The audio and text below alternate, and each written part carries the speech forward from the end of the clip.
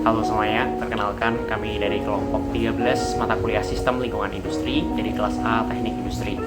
Kelompok kami beranggotakan sebagai berikut. Saya sendiri Hervino Julian. Saya Brady Faralham. Saya Muhammad Farah Amanullah. Saya Mikael Matthew Adriano.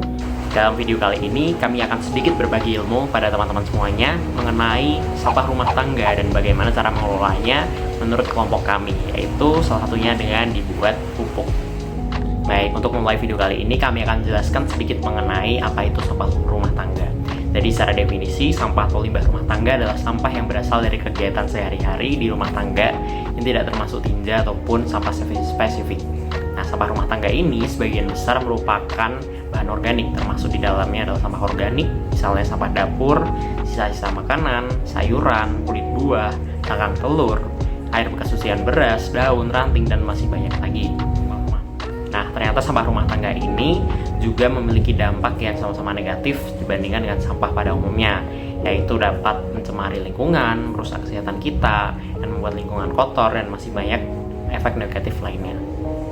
Untuk menambah pengetahuan kita, kami sajikan data yang berasal dari Kementerian Lingkungan Hidup dan Kehutanan pada tahun 2020 mengenai komposisi sampah nasional berdasarkan sumber sampahnya. Pada data ini, jenis sampah dibagi berdasarkan sumbernya, yaitu dari rumah tangga, pasar tradisional, kawasan, lain-lainnya, perniagaan, fasilitas publik, dan perkantoran.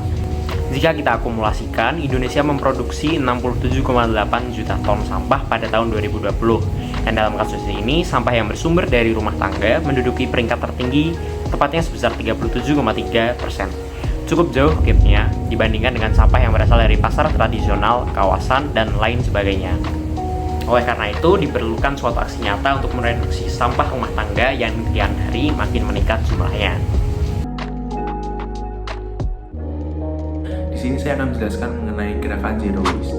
Nah, apa sih gerakan Zero Waste itu? Jika diartikan secara bahasa, Zero Waste sendiri itu memiliki arti nol sampah. Tetapi dalam penerapannya kita juga tidak dapat memaksakan akan kesempurnaan itu kan.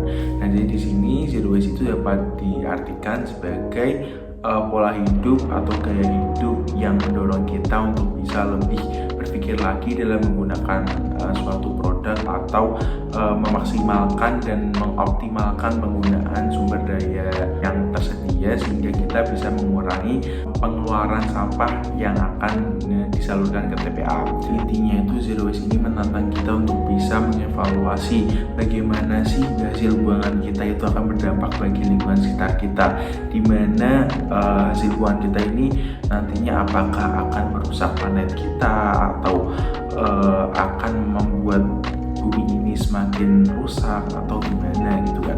Jadi di sini kita dituntut untuk bisa memikirkan hal tersebut sehingga kita bisa melakukan pencegahan untuk bisa mengurangi resiko-resiko yang terjadi nantinya. Nah, kemudian apa aja sih manfaat yang bisa kita dapatkan dengan mengikuti gerakan Zero Waste ini?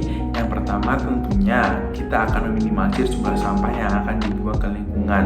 Dengan begitu lingkungan kita akan menjadi lebih sehat dan lebih bersih. Kemudian yang kedua, kita akan memiliki pola hidup yang jauh lebih sehat. Kenapa demikian? Dengan mengikuti gerakan Zero Waste ini, kita akan lebih sadar lagi dan akan beralih dari makanan instan yang akan menghasilkan packaging sekali pakai menjadi makanan-makanan yang lebih sehat seperti buah dan sayuran yang tidak menghasilkan sampah begitu banyak. Kemudian yang ketiga, kita akan menjadi pribadi yang lebih hemat lagi karena dengan begitu kita akan lebih berhitungan lagi dan tidak membeli makanan-makanan ringan yang memiliki packaging yang tidak perlu. Kemudian berdasarkan penelitian dengan mengikuti gerakan ini kita akan memiliki mental yang lebih sehat karena kita akan lebih sering mengevaluasi dan mengintrospeksi diri dan peka terhadap lingkungan dan peduli dengan lingkungan yang ada di sekitar kita. Nah, bagaimana sih langkah-langkah sederhana yang bisa kita lakukan untuk mengikuti gerakan Zero Waste ini? Yang pertama adalah memanfaatkan kembali barang yang sudah tidak dipakai atau mungkin bahan-bahan makanan yang sekiranya kita tidak bisa konsumsi itu bisa digunakan kembali. Seperti misal contoh, kaos bekas bisa kita olah menjadi tas belanja, atau mungkin botol plastik bisa kita olah menjadi pot atau kerajinan dinding. Selain itu, seperti kulit pisang, kulit jeruk itu bisa kita olah menjadi ekoenzim. Nah, dengan begitu kita akan meminimalisir meminimalisir pengeluaran sampah ke lingkungan. Kemudian yang kedua, kita bisa membeli makanan secukupnya. Jadi sedikit tips, setiap belanja bulanan kita harus cross check dulu nih, makanan apa aja sih yang sudah habis dan masih ada di rumah. Jadi kita tidak belanja seenaknya, jadi kita bisa meminimalisir pengeluaran sampah. Kemudian yang ketiga adalah think before buy. Jadi misalnya saya ambil contoh, saya ingin membeli mie instan yang langsung diseduh dengan air. Nah, sebelum saya beli mie instan tersebut, saya harus berpikir nih, apa aja sih waste yang akan dihasilkan dari mie instan tersebut. Dan kan ada banyak nih, dari produk kemasannya, kemudian kemasan dari bumbunya, sendok plastiknya. Nah, pastinya kan kita memiliki alternatif lain yang sebenarnya kita nggak perlu mengeluarkan waste banyak itu kan, seperti kita mengonsumsi sayuran atau buah-buahan. Nah, dengan begitu kita juga bisa mengurangi atau minimalisir waste yang akan dibuang ke lingkungan. Kemudian yang selanjutnya adalah kita bisa memulai memisahkan sampah itu berdasarkan organik dan anorganik. Nah, dengan begitu nantinya akan mempermudah pihak pengelola sampah, di mana barang-barang atau sampah-sampah anorganik ini bisa diolah kembali menjadi produk yang bisa digunakan. Nah, tidak ada kata sempurna dari zero waste lifestyle ini, dan ketidaksempurnaan itu jangan dijadikan alasan untuk tidak memulainya. Memang dengan mengikuti gerakan ini kita tidak bisa 100% memangkas pengeluaran sampah, tetapi dengan begitu kita bisa mengevaluasi dan meminimalisir pengeluaran sampah yang ada. Nah, di sini zero waste ini bukan tujuan, melainkan adalah sebuah proses, dan kita bisa bersama-sama untuk menjalankan proses ini untuk kehidupan yang lebih baik nantinya. Di sini saya akan menjelaskan mengenai proyek kami, yaitu adalah pemanfaatan limbah rumah tangga untuk dijadikan pupuk organik. Di sini saya akan menjelaskan terlebih dahulu mengenai pupuk. Apa sih pupuk? Pupuk adalah bahan yang memiliki kandungan satu atau lebih unsur hara yang diberikan pada tanaman atau media tanam untuk mendukung proses pertumbuhannya agar bisa berkembang secara maksimal. Lalu untuk pupuk organik sendiri memiliki pengertian adalah pupuk yang tersusun dari materi makhluk hidup seperti pelapukan sisa tanaman, hewan, dan manusia. Pupuk organik sendiri dapat berbentuk padat atau cair yang digunakan untuk memperbaiki sifat fisik, kimia, dan biologi tanah. Selanjutnya, untuk alasan kelompok kami memilih untuk membuat produk ini adalah Indonesia menghasilkan 67,8 juta ton sampah pada tahun 2020. Berdasarkan data Kementerian Lingkungan Hidup dan Kehutanan (KLHK), 37,3% sampah di Indonesia berasal dari aktivitas rumah tangga. Diambil dari laman portal IBM Sanitasi bahwa sampah limbah rumah tangga ini kalau tidak diolah dengan baik akan mengakibatkan dampak buruk bagi kita dan lingkungan sekitar kita. Maka dari itu perlu adanya penanganan dan tindakan untuk mengurangi peningkatan sampah rumah tangga. Kelompok kami tertarik untuk membuat pupuk dari sampah organik supaya sampah yang dihasilkan dalam kegiatan rumah tangga bisa dimanfaatkan kembali. Untuk dampak buruk sampah rumah tangga sendiri, yang pertama adalah dapat menyebabkan penyakit perut seperti tipes, diare, dan kolera yang berbahaya bagi kesehatan. Yang kedua adalah pencemaran lingkungan air akibat tercampurnya air yang sudah digunakan lalu digunakan kembali untuk campuran yang lain. Yang ketiga adalah pencemaran udara terkait pembakaran sampah. Yang keempat adalah tumbuhnya berbagai macam penyakit yang menyebabkan menurunnya tingkat kesehatan lingkungan. Dan yang terakhir adalah makin menumpuknya sampah plastik yang berbahaya bagi makhluk hidup.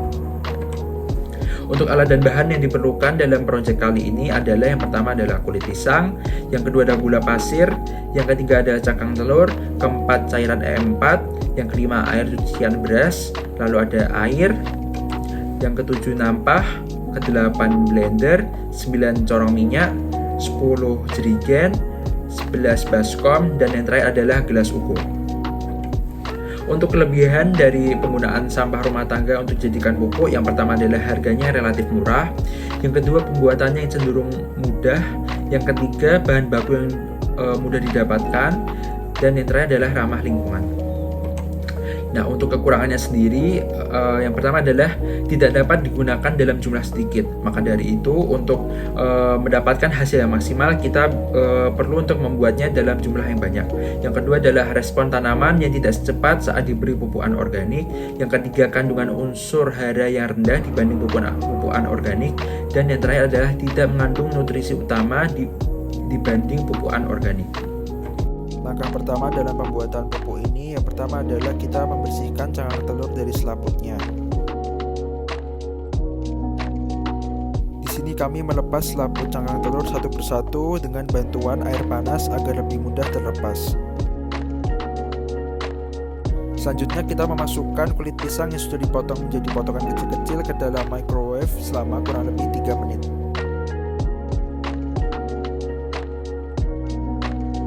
Proses selanjutnya adalah mengeringkan cangkang telur yang sudah kita bersihkan tadi dari selaputnya di bawah terik matahari dengan bantuan nampan sebagai wadahnya.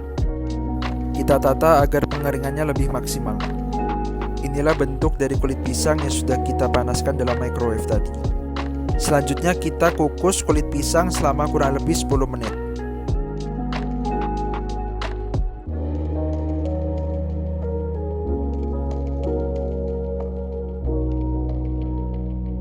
Jika sudah 10 menit, lalu kita keluarkan wadah berisi kulit pisang yang sudah dikukus tadi.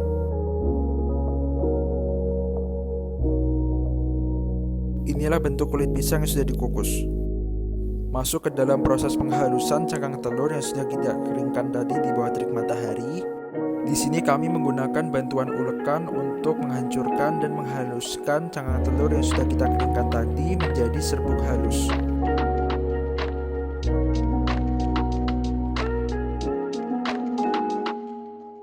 Inilah bentuk dari bahan yang sudah kita proses tadi.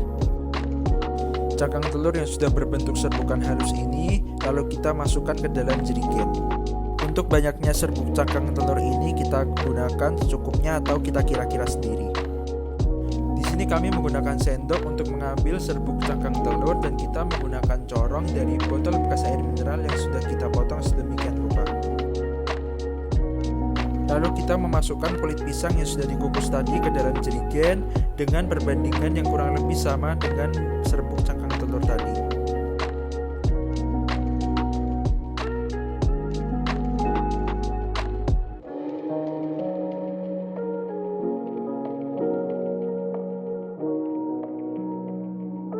Di sini kami menggunakan bagian tangkai sendok untuk membantu memasukkan kulit pisang ke dalam jerigen.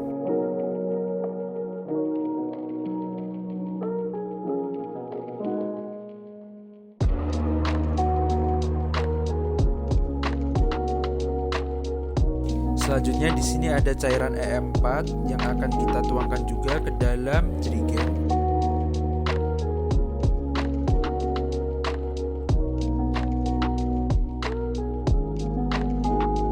Di sini kami menggunakan cairan EM4 sebanyak 2 tutup botol cairan EM4 ini.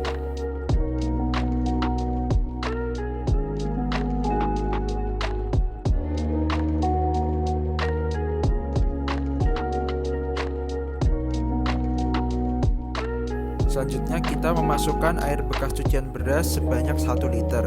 Nah, kita memasukkan ini satu persatu dan sekali tuang ini adalah sebanyak 500 ml.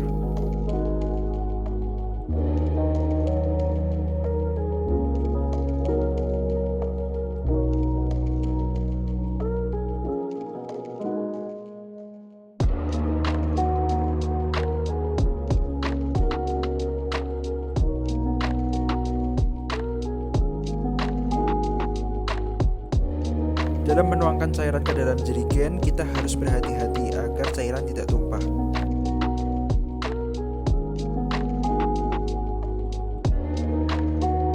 Inilah bentuk dari calon pupuk cair organik yang sudah kita masukkan tadi semua bahan-bahannya.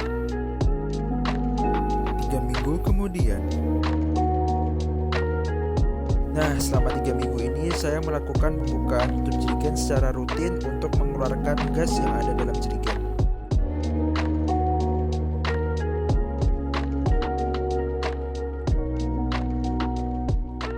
Dan inilah kurang lebih hasilnya.